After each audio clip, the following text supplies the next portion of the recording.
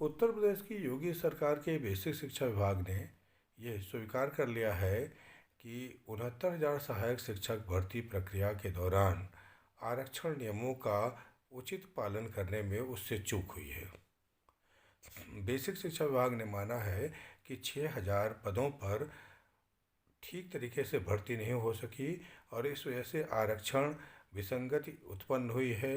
जो अभ्यर्थी दावेदार थे, जिन्हें आरक्षण के तहत नियुक्ति मिलनी चाहिए थी, उनका प्रतिनिधित्व 69,000 सहायक शिक्षक भर्ती में नहीं हो सका है। इसलिए इस गलती को सुधारा जाएगा और 6,000 पदों पर तत्काल भर्ती की जाएगी, जो अगले एक हफ्ते के अंदर पूरी कर ली जाएगी। यही इतना नहीं, बेसिक शिक्षा विभाग ने यह भी माना है कि सुप्रीम कोर्ट ने 1,37,000 शिक्षक पदों पर जो भर्ती के लिए उसे निर्देश दिया था, वो 2 बार में भर्ती पूरी करनी थी, लेकिन उसमें भी 17,000 पद रिक्त हैं। उन पदों पर भी भर्ती पूरी की जाएगी। इससे पिछले 6 महीने से जो अभ्यर्थी लगातार आंदोलन कर रहे थे और कह रहे थे कि 22,000 रिक्त पदों पर भर्ती पूरी की जाए, उनकी बात सही साबित हुई है। और इतने दिनों से बेसिक शिक्षा विभाग की हठधर्मिता की वजह से अभ्यर्थी लगातार आंदोलन करते आ रहे थे। लाठीचार्ज कई बार हुआ, कई बार अभ्यर्थियों को पीटा गया, और ये सब कुछ इसलिए हुआ कि बेसिक शिक्षा विभाग ने ये नहीं माना कि उससे गलती हुई है। अब जब मुख्यमंत्री से मुलाकात के बाद 69,000 सहायक शिक्षक भर्ती के आंदोलन कर रहे अभ्यर्थियों की पिछले दिनों मुख्यमंत्री से मुलाकात हुई है, और उसके बाद अब बेसिक शिक्षा विभाग ने अपनी गलती स्वीकार की है और गलती सुधार करने जा रहा है। बेसिक शिक्षा विभाग की विगत दिनों संपन्न हुई 69,000 सहायक अध्यापक भर्ती में आरक्षण की प्रक्रिया को लागू करने में कुछ विसंगतियों को आधार बनाकर कुछ अभ्यर्थी लगातार इस बात की शिकायत कर रहे थे कि जिनको उस चयन सूची में होना चाहिए था, उनका नाम उस सूची में नहीं है। उनके इस मांग पर विचार करते हुए उस प्रक्रिया का अध्ययन करने के बाद ये देखा गया कि कुछ आरक्षित वर्ग के अभ्यर्थी प्रभावित हैं, जिनका नाम उस चयन सूची में होना चाहिए था।